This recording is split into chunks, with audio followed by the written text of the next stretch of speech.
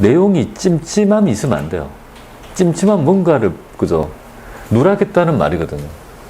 그 찜찜함이 없이 풀어내면, 세무조정은 결국은 두 개가 있죠. 한도 쪽에 300과 9595, 9585. 이렇게 해서 내용을 우리가 여기에서 확인할 수가 있다. 이렇게 봅니다. 그러니까 제가 있잖아요. 이걸, 강간상각비도 그렇고, 이런 것도 그렇고, 내용을 쭉 입력할 때 그 의미가 뭔지를 찜찜하면은 무조건 틀렸다고 했잖아요. 그거를 안 틀리려고 유형을 많이 보는 거예요. 방법이 없어요. 여러분은 응용력이 없기 때문에 조금만 틀어주면 훅, 그죠? 작은 거에 되게 민감하거든요. 그리고 그 문제가 있죠. 나를, 그죠? 세상이 끝나는 것처럼 엄청나게 콩알간이 되어가지고. 그죠? 그런 부분이 있죠. 그러니까 그걸 안 당하려면요. 여기에 있는 유형을 다 한번 풀어보시면 좀 좋지 않을까. 자, 이렇게 되고, 이제 그 다음에 문제가 바로 두 가지가 뭐야, 이거. 야, 이것도 유형이야. 세 문제는 남았구나. 와, 너무 많이 푸네. 세 문제 남았는데 한번 보겠습니다. 7, 8문제 되니까요. 한번 보겠습니다. 자, 이거를 왜 여러분한테 있잖아. 이것도 왜 하느냐면, 여기 좀 뭐야. 채권 자력이 좀 많고, 그죠? 상계가 좀 복잡하잖아요. 이렇게. 대손 내역이 전부 충당금을 상계했다고 했죠. 그러니까 충당금을 상계했다는 말은 부족해서 대손상각비로 갈 여유가 없었다는 거지. 다 안에서 하니까. 그러면 회계처리 볼 필요도 없어요. 대손상각비를 했다는 게 얼마인지 있죠. 알 필요가 없는 거죠. 다 충당금을 상계했으니까. 그러니까 매일 이것만 보다가 그죠. 대손상각비를 했다는 걸 보면 되게 헷갈리는 거죠. 그래서 연습을 해봤는데 보자. 하나, 둘, 뭐야, 4개나 있죠. 그죠. 조금 복잡한 문제의 유형이에요. 그리고 T 계정을 주네요. 이렇게 딱. 그래서 320에 이렇게 되고 나중에 그죠 회사 계상상각비는요 217만 원에다가 요 금액 있죠. 75만 원인가? 저번에 왜 왔는데 75만 원 다음에 뭐예요? 요 금액이 될 거 아니에요, 그죠? 삼수 잘하죠, 75만 원. 이렇게 하면 돼요. 그리고 여기 보세요. 대손금 부인액은 60이 있다 이거죠. 제일 먼저 볼까요? 먼저부터 1% 했고 60을 집어 먹습니다. 그죠? 그리고 제가 여러분 힘들까 해서 여기 있죠. 해설 강의를 이렇게 해놓고 있는데, 자, 2개를 했어요. 그리고 핵심은 얘는 나중에 빼놓고, 여기에 이런 말 있잖아요. 부가세 배출세 포함. 원래 포함하는 거야. 그죠? 전혀 설정제 채권이 아니란 거예요. 포함하는 거, 오케이. 전혀 문제되지 않는다. 좀, 이거 제끼고. 그러면 여기서 1번, 2번, 3번, 4번을 여러분들 있죠. 그죠? 4월을 날짜를 내기잖아요. 무려. 요거를 딱딱 하면서 있죠. 대손금 조정 4개를 쫙 입력하는 거예요. 그걸 할 수 있냐 이거잖아요. 그거 양으로 어떻게 되는지 한번 보도록 하겠습니다. 자, 첫 번째 여러분들 4월 5일자 한번 보겠습니다. 과연 되나 한번 제가 분석을 딱 하고 읽어볼 거 아니에요. 충당금을 상계한 거 보면. 자, 받으러 볼게요. 4월 5일. 과연 될까요 여러분들? 4월 5일. 부도 발생일로부터 6개월이 경과된 뭐예요?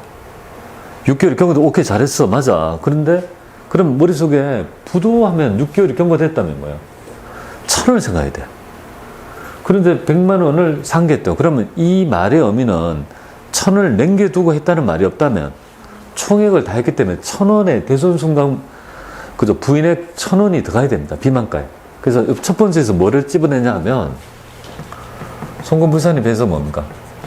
비만가, 대손금 있죠? 1,000원 해서 유보가 뭡니까? 세무 중에 하나 유발이 됩니다. 딱 요거 하나 챙겨보고 두 번째 볼게요. 6월 10일자 볼게요. 거래처의 사망됩니다. 회수할 수 있는 금액이 대손충을 상계했다, 그죠? 아니, 사망이면 대손사유 되고, 그죠? 50만 원을 대손충을 상계했다. 오케이. 그죠? 대손금 인정. 대손금으로 인정한다, 그죠? 아무런 문제되지 않는다, 이 말이지 않습니까? 자, 7월 25일 볼게요. 거래처의 부도 발생으로 받을 놈 880만 원을 대손금 상가했다. 여기가 지금 뭐죠? 받을 놈이네요, 이거 받을 놈. 요거는 외상 매출금이고, 요거는 뭡니까? 이거 인정합니까? 여러분들 생각해, 부도하면 몇 개월이 지나야 돼요? 6개월 이상이 경과했다는 말도 없어요. 말이 있더라도 1,000원을 생각해야 되는데 얘는 아예 뭡니까? 부도 발생 일자에 그냥 대손의 기처를 했다는 거죠.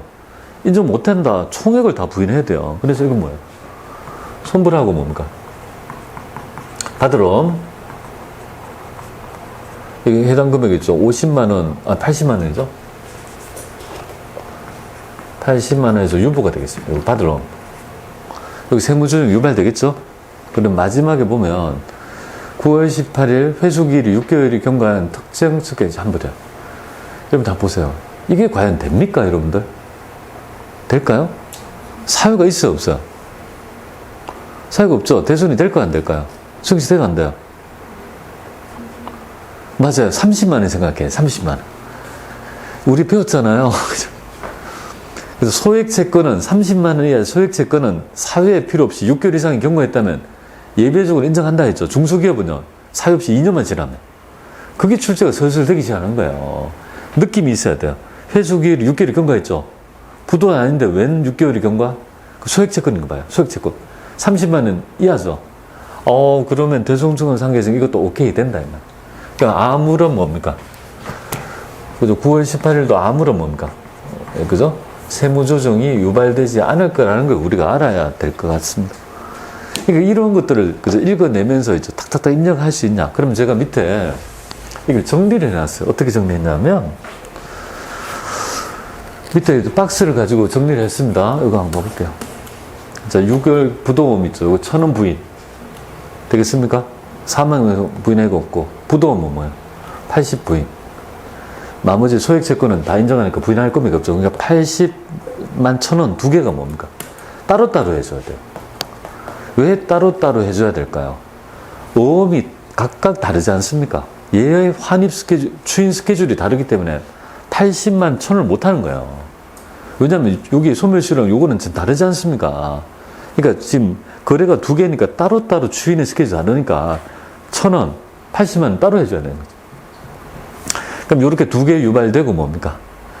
우리 정기대손수 한도초과에 뭡니까? 60만 원 추인되고, 그 다음에 나머지가 뭐죠? 이렇게 딱 한 후에 돌려가지고 한도초과액이 나오면 대손충당금 한도초과액, 요렇게 가는 부정이죠.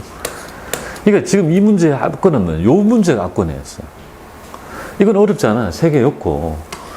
그러면 자동적으로 받으러 오면서 뭡니까? 이 2천만 원 플러스 뭡니까? 유보가 두 개가 불리잖아요, 여기.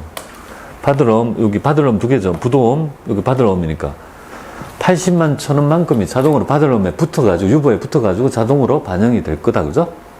그리고 나머지는요, 그냥 별거 논점이 없습니다. 정기 유보도 없고, 그죠? 그래서 이 문제의 특징은 바로 뭐예요? 힘을 어디에 줬습니까? 바로, 그죠? 대손금에 힘을 주고 있다. 이렇게 보면 되겠습니다. 자, 이 얘기 한번 먼저 풀어보도록 해보겠습니다. 자, 지금 보면 93회죠, 그죠? 93회에 있는 문제 바꿔서 해보겠습니다. 931 해서 해강산업 바꿔서 해보겠습니다. 자, 대손금 및 대손금 조정 명세표 갖고요. 했던 거 지금 계속 똑같이 합니다. 1% 확인했다. 그러면 여기 조정 등록 가서 나는 먼저 정기 부인액을 찾으니까 60 있네. 정기 쳐서 한도 초과해서 60을 먼저 해놓고 스타트한다. 되겠죠? 맞죠? 먼저 딱 1점을 먹고 스타트하는 거예요. 그리고 스타트합니다. 뭐부터? 대손금이 4개라서 좀 많네? 하나씩 읽어서 차분하게 해보자. 첫 번째는 뭐죠? 읽어보니까 4월 5일. 계정과목은요, 예, 받을 의무입니다. 그리고 매출 채권이고, 대손 사유는요, 부도 발생일 있죠. 6개월이 경과한. 좋아요. 부도 발생 5번이 되겠습니다. 자, 100만 원이래요. 자, 대손 충당금 상계했죠? 대손 충당금과 상계한 거 맞죠, 지금? 근데, 부도 발생 6개월이 경과. 좋아. 인식해. 인정해. 그러면 1,000원에 대한 논점이 있잖아요. 1,000원은 남겨놔야 돼. 이렇게. 그러니까 여기 C는 99만 9천 원. 되겠습니까? 여기서 1,000원 이렇게 쳐야 돼요. 되겠습니까? 충당금과 상계는 100만 원을 이렇게 쳐야 된다. 맞죠? 지금 100만 원을 충당금과 상계했죠. 근데 99만 9천 원 인정. 1,000원의 대손 충당금 인정하지 않겠다는 거죠. 그리고 대손금이 나오면, 그죠? 나중에 누적으로 되기 때문에 그때그때 합니다. 그래서 바로 뭡니까? 여기에 1,000원에 대해서 조정 등록가요. 대손금 찍어주고요. 1,000원 되겠습니까? 1,000원 이렇게 유보 발생합니다. 되겠죠? 한 번 했습니다. 종료하고 또 합니다. 두 번째. 두 번째 보니까요. 6월 10일이니까 얘는 외상 매출금입니다. 여기서 108번. 그 다음에 매출 채권. 대손 사유는 사망. 3번. 해당 금액은 50만원. 자, 인정합니다. 자, 충당금에 50만원 시인에게 이렇게 표현합니다. 이렇게 했고요. 50만 여기 합니다. 그 다음에 세 번째 보겠습니다. 세 번째 7월 25일 날 부도 발생한 받으럼. 자, 110. 매출 채권. 대손 사유는요. 부도 발생입니다. 5번 되고 여기서 이제 확인해야 될 거 바로 80만원 되겠습니다. 여기는 부도 났는데, 그죠? 부도면 무조건 6개월 이상이 경과돼야 되죠. 근데 6개월이 경과되지도 않았어. 경과됐다면 1,000원을 봐야 되는데, 경과도 안 되고, 지멋대로 했으니까 뭡니까? 이거는 전액을 다 했죠. 부인해야 되고, 충당금으로 상계했으니까 부인에게 뭡니까? 80만 되겠습니까? 그죠? 그럼 부인에게 가서 나왔으니까 조정 등록을 하면, 밑에 하단의 금액이 누적이 돼요. 이렇게. 나중에 한꺼번에 해버리면, 80만 1,000원을 치면 안 되는 거잖아요. 지금 거래가 각각 다른 있죠. 거래인데 추인의 스케줄이 다른데 그걸 합해가면 어떻게 할 거냐 이거지. 따로따로 해야 되나요? 이렇게 하면. 그럼 80일 지금 그죠? 해야 될 부분이 우리가 알고 있는 거잖아요. 그러면 여기 밑에다가 밑에 원래는 받으러 해야 되지만 그냥 귀찮으니까 대손금 부인 이렇게 해가지고요. 80만 원 하나 더 해주면 되겠어요. 여기서 그죠? 유보를 두 개로 나눠서 이렇게 입력해 줘야 돼요. 그래서 종료하시고 두 개 했죠? 마지막 해볼게요. 아, 되게 많네요. 근데 마지막, 우리, 9월 18일자 그려볼게요. 해당 금액은 외상 매출금, 매출채권, 사유는요? 뭐냐 이거잖아요. 사유가 없잖아요. 사유를 어떻게 적어야 될까요? 여기 보시면 사유는, 여기 보면, 여기 7번에 보면 직접 입력 보입니까? 대손, 그죠? 여기에 뭐라고 적으면 돼요? 소액채권 이렇게 적으면 돼요. 소액채권, 요거는 뭐 별다른 점수가 소액채권 이렇게 적으면 되고, 만약에 제시하는 자료에 뭐가 있다면 소액채권 뭐 대손이랄지 이런 말이 있으면 그렇게 하고요. 없으면 그냥 간단하게 적어주면 되겠습니다. 그리고 여기 소액은 30만 원 이하니까 뭡니까? 15만 원 되고, 여기에 뭡니까? 시인에게 뭡니까? 15만 인정한다 이 말이잖아요. 자, 이렇게 해서, 이게 그죠? 되게 길었죠. 대손금, 그죠? 조정이 굉장히 많았지 않습니까? 얘만 하면 그다음부터는 쉬워요. 이렇게만 하면 90% 다 맞았다 해도 가네요. 자, 이 상태에서 만약에 빠지더라도 뭐야? 세무조정 2개 했고 뭡니까? 정기 대손증은 부인했기 때문에 3점 무조건 맞을 거 아니겠습니까? 나머지 거 해볼게요. 채권 자력은 별로 어렵지 않습니다. 외상 매출금 치면요. 110. 자, 받으러면 하이라이트입니다. 110을 치는 순간 뭡니까? 지금 우리 부인한 금액이 지금 80만 1,000원이 다 받으러옴이거든요. 이 앞에, 그죠? 받으러옴죠. 그렇기 때문에 치게 되면 유보가 80만 1,000원이 자동으로 봅니다. 여기 끌어오게 되는 거죠, 그죠? 금액을 치면, 엔터를 치면요. 보세요. 자동으로 80만 1,000원이 자동으로 유보 잔액은 단기에 발생한 거니까 대줘야 되니까 자동으로 끌어왔습니다. 근데 얘를 워드 치면 안 끌어온다고요. 그러니까 번호를 쳐서 자동으로 반영되는 연습을 하셔야 될 것 같아요. 그래서 이 금액을 보고요. 받으러 오면 2천만 원 되겠습니다. 저렇게 하고, 그 다음에 미수금, 공사 미수금은 펑션기에서 공사 미수금 찾아가지고 해당 금액 있죠. 3,200. 자, 나머지 어디에도 뭡니까? 설정제 채권이랄지, 유보랄지 아무것도 없습니다. 자료라. 자료의 포커스가 2번에 가 있잖아요. 2번에 힘을 꽉 줬기 때문에 앞에 있는 거는 어렵지 않게 하고, 어떤 회사는 어떻게 됩니까? 채권에서는 난리치잖아요. 뭐, 제외한다, 뭐, 들어간다, 난리치고. 이게 전부 다 성향이 다 다르다는 거다, 그죠? 힘을 어디에 주느냐, 이거죠. 자, 이렇게 되고, 이제 마지막 파이널 해볼게요. 다 되고, 단기 계상액은요, 2,170만원. 217000, 75만 하면요.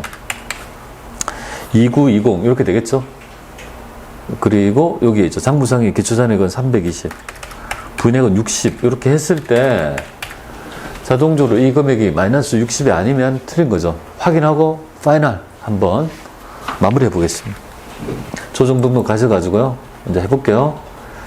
지금 요거는 확인했고, 여기에 대손금 부인은 2개 했고, 나머지죠. 대손 충당금 한도 초과이죠. 한도 초과액해서 밑에 1291 990. 여기서 끝냈지 않습니까? 맞죠? 그리고 1291 종료하고 나중에 있죠. 이 금액이 그죠? 1291 맞는지를 확인해 봐야 되죠. 그래서 여기 1291 굿빵빵 990 두 개 한국 마이너스고 그죠? 이게 웬만하면 이게 잘 안 틀려요. 그냥 제가 이거를 일일이 어떻게 해봐요. 그리고 이런 것들은요, 이렇게 프레임화된 거는 저는 뭐 강간상각비 이런 거 있잖아요. 그런 거 솔직히 말하면 한 번도 안 풀고 와요. 너무 많이 풀어봤기 때문에. 정말요. 한 번도 안 풀어봐요. 이거는 뭐냐면 저도 지금 문제를 있잖아요. 여러분한테 보여주는 거야. 외워서 푸는 게 아니라 문제를 딱 봤을 때 어떻게 내가 문제를 처음 보는 문제를 어떻게 접근할 건지를 보여주려고 하는 거예요. 그냥 외워서 한 거는 한 개가 있거든요. 요거 요거. 그래서 저도 같이 푸는 마음을 하는 거예요. 그래서 한 번만 정확하게 돼 있으면요. 잘 안 틀려요. 이거는. 그래서 제가 이렇게 하다 보면 막 에러가 날 수도 있죠. 근데 잘 안 나는 이유가 뭘까요? 제 머릿속에는 푸는 순서가 딱 있는 거예요. 딱. 그거를 좀 배우셔가지고 여러분이 틀리지 않도록 그렇게 좀 하셔야 돼요. 아니면 나올 확률이 높은 거는 그렇게 해서라도 정확히 맞출 수 있도록. 네, 그렇게 하면 돼요. 실무에서는 틀리면 고치면 되잖아요. 근데 시험은 그게 아니잖아요. 그러니까 시험에 대비하는 방법은 조금 더 뭡니까? 실무랑 좀 다르게 접근해야 된다. 시간 안에 제약 요건을 좀 보셔야 될 것 같아요. 저 여기까지 해서 있죠. 여러분들, 대손 실적률을 구하는 문 있죠. 문제를 제하고는요, 2문제 남았는데, 제하고는 다 해봤어요. 이 안에 있죠. 이걸 벗어난 문제는 거진 없다고 보면 되겠습니다. 그러면, 이게 양이 많네. 쉬었다가 세 번째 시간에 뭡니까? 대손 실적률의 문제를 하고요. 그게 다 끝났다면 우리가 오늘 재밌는 접대비, 그죠? 그걸 한번 해보도록 하겠습니다. 자, 쉬었다 해보겠습니다.